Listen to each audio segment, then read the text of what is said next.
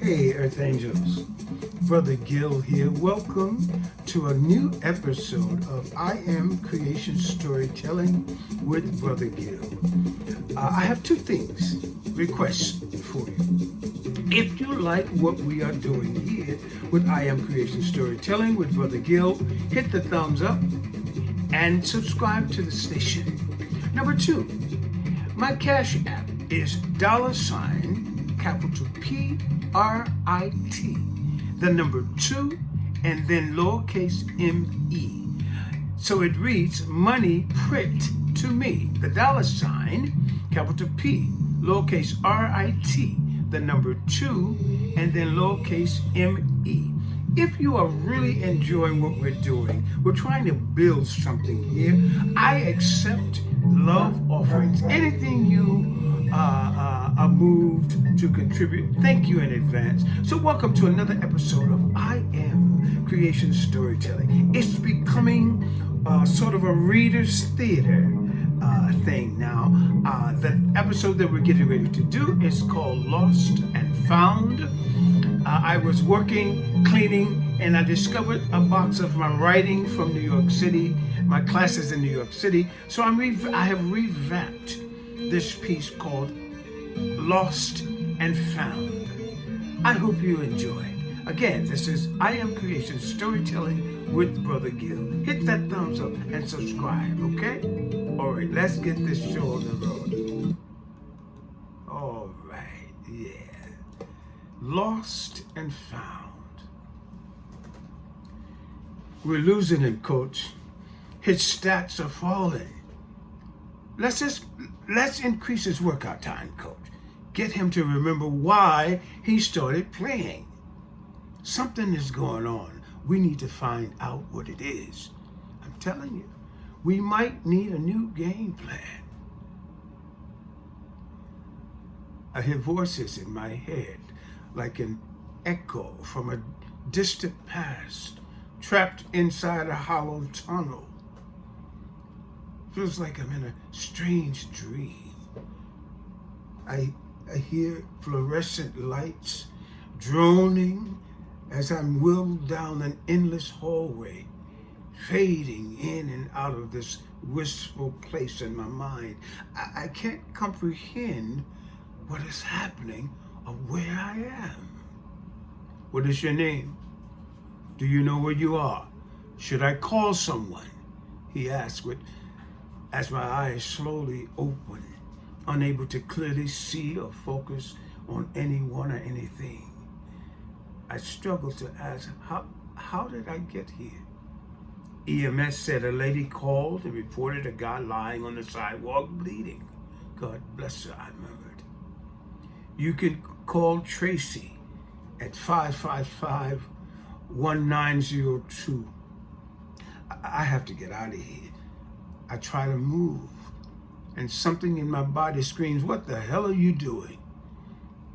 Pain like a 2-ton truck rolling over my head. I could barely lift it up. This is so strange. I'm in a hospital. Me, Mr. Everybody Loves Chris, Mr. Iron Man, Mr. Everybody wants to be like Chris, laid up in pain and in an uncertain condition. This has got to be some kind of prank. It has to be, because I've always been able to talk my way in and out of things, good or indifferent. It's a charm that I'm not sure is altogether good, but it usually works. My folks used to say that boy was born with the gift for gab. I can't deny it. It's true. Not this time. This time would be as different as a yell muffled by laughing sounds of violent mob lust for abuse. As different as my lying in this bed, hoping to rise above the pain, trying desperately to make sense of this so I can understand. I'm completely caught off guard, blindsided, struck head on like 6 pins in a bowling alley. pressure of that big black ball picking up speed, rolling aimlessly closer to pounding the hell out of those pins and the 6-pin splits. That split is me. 2 days in this altered state. I've got to get up, stand on my own 2 feet. Hell, I'm Chris Bowman, motherfucker, all district running back. I've been through worse than this. I try to convince myself as I fight through the pain. I've got to get up. My head is not so heavy now. Eyes more able to focus. I managed to sit up. No one is in the room. I can't call out to anyone. It would mean defeat. 1 foot on the floor. Breathe. Now the other. No shoes on feet. Shivers run through entire body. Counting to 10. Bracing myself with all my strength against the mattress. Pushing up and almost falling completely face down onto the floor. The room spins like a frisbee. I reach frantically to brace myself with my right hand against the wall. The room comes to a sudden stop. I'm standing there with my feet exposed to the frost of the gray tile floor. My backside exposed to whoever might be lying behind my view. I reach tentatively with my left hand to cover my exposed ass. Too awkward. Fuck it, let him see. I must maintain balance. Breathe. Confidence. Count 1, 2, 3. Right hand slowly off the wall, head front, eyes glued to the doorway. Then sounds of feet, wheels, and voices passing. I take 1 step, then another. Again. Once more. Breathe. Step. Step. Step and slight stumble right into the doorway, both hands catching inside the door frame. Looking outside the room, my first clear recognition of where I am. Nurse sees me, and she's overly energetic and fussy. She hurriedly escorts me back to the bed. The doctor is then called. He is amazed I'm awake, not to mention on my feet and walking. The doctor examines me. More questions. My answers are satisfactory, whatever. I moved to a new room. Not so many nurses coming in and out. No strange machines. Well, not too many. Shit starts to feel familiar again, recognizing more of my old self. Even starting to smile at the nurses. That's the Chris I know. We all right? Yes. Now, let's figure this thing out. What the hell happened? It's an interesting thing, injuries to the head. I sometimes wonder if I've lost some of myself, lost some of my sensibility, my sense of collating emotions and irrational thoughts around pain. I say that because you know how you can be in a group of friends, people who truly know you on a real level, and they're telling stories that cheer you up, right? But you can't seem to remember specifics, which sucks because you're the one who used to remember every detail. I'm the one whose memory is so clear and vivid. Now, I'm struggling to hold on, struggling to see the whole picture clearly. I don't know if people were feeding me that way because I could laugh off almost anything, but let me not get ahead of myself. I want to explain how I got here. We're sitting at this little cramped table in this little tight corner in a neighborhood joint called Lightfoot's. Everybody hangs out there, you know, rival teams, neighborhood regulars. There's music, laughter, sports on the TV. Everybody around me orders, right? I have no appetite. Well, to be honest, no money. So I play as if I'm not hungry. Cedric, Wayne, and Maya, co-captain of the drill team. She gave me my first piece of pussy. I had iced tea, key lime pie, and seasoned fries. I have a Ricola cough drop in my pocket. Sure came in handy, and I popped that in my mouth. What was I saying? I'm sorry, I've lost my train of thought. This kind of thing happens more often and more intensely than normal. It's the kind of thing you might see on X-Files or something, you know? Only this is me, my mind, my life. It's kind of scary. Like the saying goes, don't mind the stains on the page, it's just a little salt from my tears. There we are in Lightfoot, right? I feel myself collapsing into this black hole, falling because of what had just been asked of me. Cedric had it in for me. He always seemed to have a bone to pick with me. Strange. How bold can a person be? How blatantly personal and confronting? It should have pissed me off, but it's the damnedest thing. I was laughing to myself. I think he's jealous. I'm in this basement. The smell is hot, reeking with sexual tension. See, it was what he said to me. The intensity in his face as he said it. I looked down between my legs at his head moving up and down on my cock. I said, what the hell? It was his voice. Cedric had a voice that sounded like fingernails on a chalkboard. That arrogant smirk. Yeah, I know you got a little squeeze in you, don't you? Yeah, I know. I try to move to get away, but something or someone I can't really tell is holding me in such a way that one would think I had two bodies. This is what's going on in my head. My body starts to convulse, and I shake as I release a sound that can only be described as guttural. Things spewing out of my cock like a water sprinkler, only it's the color of fire. Almost like a Roman candle, tiny specks flying through the air. But I'm at Lightfoot's cramped table, little tight corner. I look over at Maya's face as she excuses herself to the ladies' room. I can see the perplexed smirk on her face as she quickly rushes off. The flames grow hotter. Cedric is determined. Look, man, I will not dignify that with an answer. Tell Maya I'll call her later. Excuse me. As I'm preparing to leave, flashbacks of old next-door neighbors become clear in my mind. I'm a little boy again, 4, 5 years old. The things they do to me in that room, I'm so young, so unaware. I've never felt such things. Can't even understand how to feel. I think that's when I first learned to fight. Fight. Always a fight.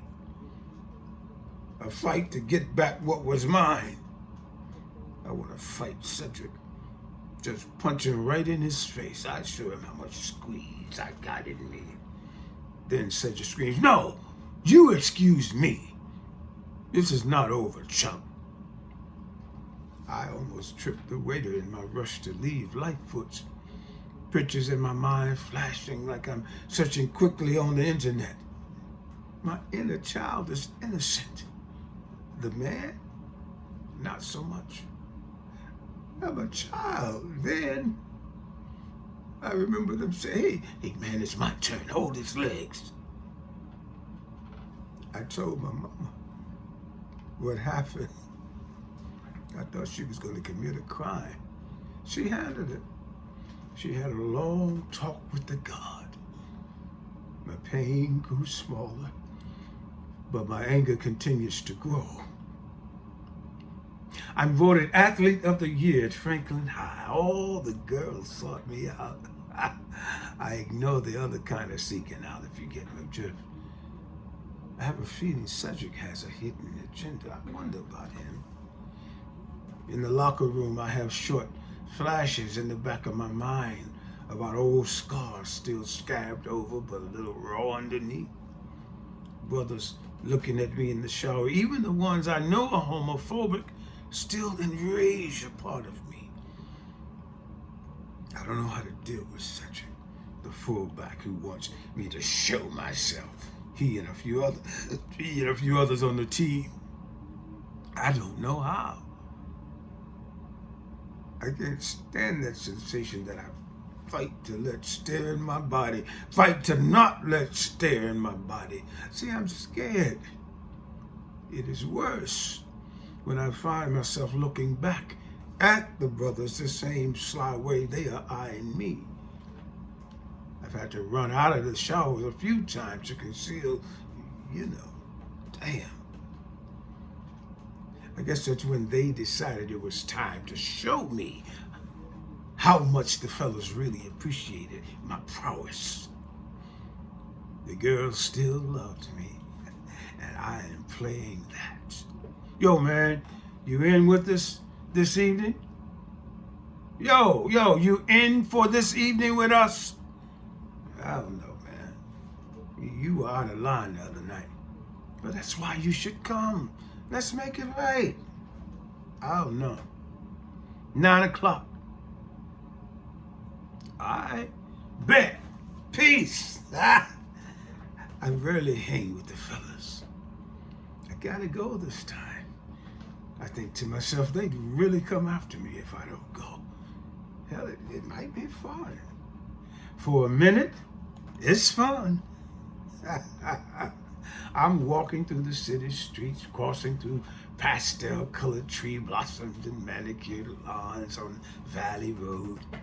Then I'm running from a neighborhood Rockweiler roaming loose, and I'm tripping over a break in the sidewalk, scraping my brand new Jordans. Damn! See, I'm running late because it takes me a while to dress myself. I'm going to meet with the fellas and hang, sling back a few beers. I sure hope I'm making the right move with these guys. They sure seem to want to be all up in my business. I hear them call out, "Yo, man, over here." So why you so late, man? Yeah, we know you had to find something to wear, right? Well, you know how I do it. Yeah, we do. Then bam! All hell broke loose. It's all somewhat a blur, but the best I can recall, the boys decided I was going to put out or else. What's up, man? Wait, what the hell? Who are they? Man, what are you doing? Oh, shit. This is not happening. Yes, it is, chump. You little squeeze. Aren't you? Say it. I thought, fight. I gotta fight. You can't just violate me and not get violated back. Not this time. Not anymore. Grabbing me in my shit, feeling me down, trying to force me to my knees. Scratch that. That's when I feel the sting of the blade. The thud of fists beating my face and head, steel-toed boots breaking me down. I think in my mind, did I talk about your mama or something? Bone your lady? What? I don't recall pissing nobody off. Squeeze? Who's a squeeze? Me? Like a strange symphony, I hear a cacophony of heavy breathing sounds, fists and kicks pounding my body. I'm in shock. These guys, Cedric, Rick, Damon, some I don't even know, feeling me up. At the same time, they are beating me down. Talk about being in denial. I feel sorry for them. I'm getting beat down and accused of being a squeeze by a couple of closeted squeezes, and I have fucking empathy for them. Rage can be deadlier than cancer. Ever wonder where a fly goes in the winter? How does it live in the freezing cold? It's still a fly, but we don't see them again until the next hot season. That is what rage is like. It comes and goes like flies in winter. The stench of it reeks when we're reminded that we have its venom in our veins. So here I lie, in this sterile and strangely safe place, in this hospital bed, reflecting upon the pain of my scars, what they are, how deep they are. While embracing them, I notice something else in my silence. They are multiplying. They're slowly festering a resentment towards myself. You ever had a stench that you can't wash off? You scrub and scrub even to the point of making it bleed, and the smell gets even stronger. Every time I catch myself watching boys in that sly way, trying not to be seen, every time my boxers rise up as I pass boys in the shower, and as I fight to hide my disgust buried deep within, at the same time enjoying that nasty feeling, the stench grows. The scars are raw again, and I'm back in that dark, lonely place, that dark room with my next door neighbors and my teammates' shitty odor of Old Spice and sweat-drenched Tootsie taste in my mouth again. What can I do? I didn't ask for this, nor does a part of me want to let it go. Can I be honest with you for a minute? I get so tired of fighting, not with other people, but with myself, my senses, my urges, and to the point that I have to release myself, literally. I have to free myself from this ticking time bomb. I'm embracing all of me now. I have to. I'll tell you a story that helps me to do just that. When I realized that this thing lives within me, before those fools put me in the hospital. Jack was 6'2", 180 pounds of muscle. We had this thing about us, sleek, quiet, secure, and dangerous. We understood without ever really talking about it, you know? We just knew. Jack and I got together at his uncle's house. I wanted to invite some girls over, but Jack said, no, man, they'll only mess things up. He's a little older than I am. Without thinking twice, I said, cool. To this day, I don't know why that came out of me so freely. We had a couple of beers. Jack turns on some music. It was jazz. I like jazz. Come over here and sit on the sofa, man. You're not nervous, are you? Hey, it's cool. I'm not gonna do nothing you don't wanna do. I'm thinking to myself as the beer fills my mind, be cool, man. We're athletes. We're men just hanging out. What's the problem? It's Jack, your main man. Huh? He's not those jocks behind the football field. Be cool. So we listening to music, drinking beer, and then more beer. I'm at peace for the first time in a long while. We both sit in silence. We seem to have this way of just saying it all without saying anything. All of a sudden, he looked into my eyes. My heart was pounding in a way that I'm not sure if it was the beer, my nerves, or the intense way Jack's demeanor changed and the look he gave me. It's unlike any other buddy smiles and chuckling glances we've shared before. I like you, man. I understand you. And I like that we can kind of know what each other's thinking, you know? The silence is electric. You know what I'm saying? He moves away suddenly. You want another beer? Another beer? Sure, why not? I've only had 4. Will you laugh affectionately? I'm enjoying myself despite all the self-loathing. I think to myself, I can't go there, but I already have. I'm here, wherever here is. So I say, thanks for the beer, man. You about to take a shower, man? Jack says, no. I'm just so comfortable with you to the point that I can do what I normally do around the house. I don't wear clothes around the house. This is difficult, but since I'm being honest, right? I said, hey, it's your uncle's house. I'm cool with that. I crossed my legs. You can imagine why.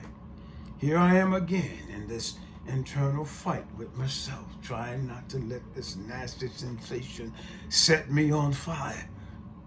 Each time I take another sip of beer, I take a better look at him. Every part of him. It is so surreal. I like what I see. Damn, I like what I see. And out of nowhere, I start to cry. No sound, just tears. It is a mixture of pain, anxiety, release, confusion, and erotica all woven together. Jack is touching himself and looking right at me. He says, yo, man, you all right? Look, Jack, I gotta go. I really gotta go. My eyes are looking so intently at Jack's naked body, even as I back away from the sofa, knocking over the corner of beer left in the can. My eyes can't remove themselves from his hard cock. It is so surreal. I repeated, Jack, I really gotta go, man. I can't conceal it anymore. The intense throbbing in my own pants, so it's so demeaning, so embarrassing, and yet so fulfilling. I could see Jack's excitement increase. He says, look, man, relax. There's no one here but you and me, right? I know it feels right to you. It is right for me, too. We don't have to touch each other at all. Sit right there on the sofa where you were. Come on, brother, stop denying yourself some peace of mind. It's as natural as breathing. Doesn't make you any less of a man, and I know I'm a man. Chris, look, my dad told me what, son? Sometimes a man, when he is truly honest and in touch with himself, can embrace the sensuality of another man in a way only another man can understand. However, know who you are first, and never forget you are a man. Hearing Jack's father's words come into my conflicted mind is empowering, taunting, and weakening all at the same time. I stood there frozen as Jack approached me, 6'2", 180 pounds of muscle, and that incredibly warm smile. I felt a slight panic in my chest as he stood within inches of my face.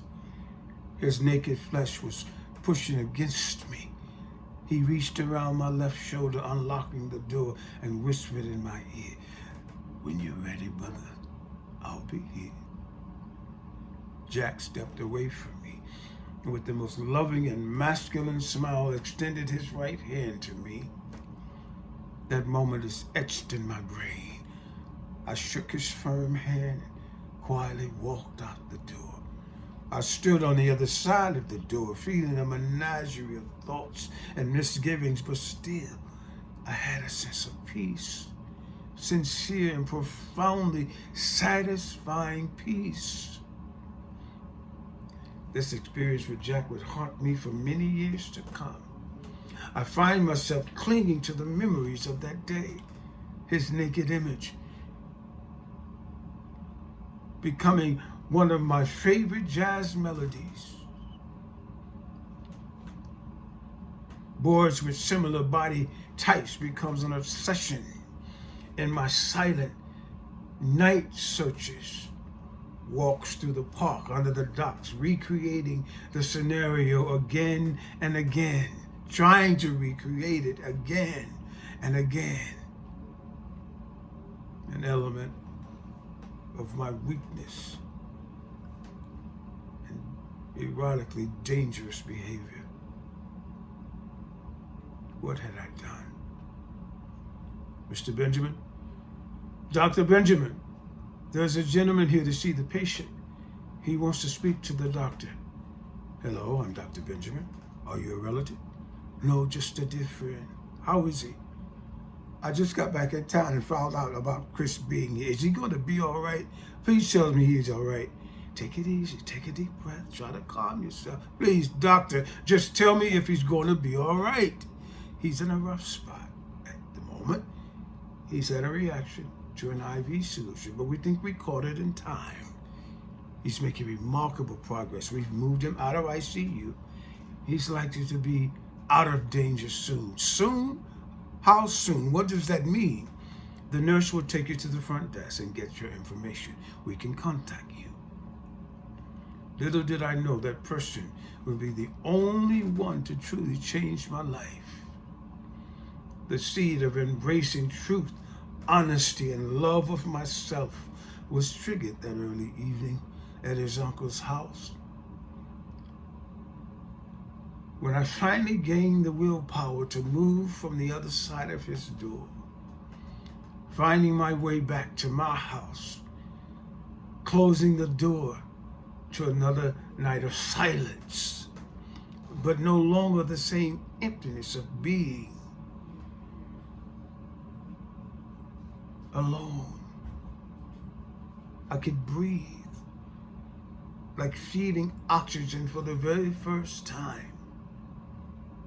You know how you long for someone or pray for someone just to appear? I was surprised to know Jack was there. Although I was never able to say how much I appreciated his presence or his love. I never came to that place Dr. Benjamin proclaimed I would, out of danger. The reaction to the IV solution, coupled with my weakened condition, was too much. I lost what I'd known of this exhausting life, but instead found the true sense of peace and pure love in the new and wonderful place I felt pulling me forward, calling me to the light, to peace. I know what life experiences prepares us for, and I thank all those whose lives I've touched, and to all those who've touched mine. Embrace all you can, because life is a gift. Wishing you all peace and love. Brother Gil.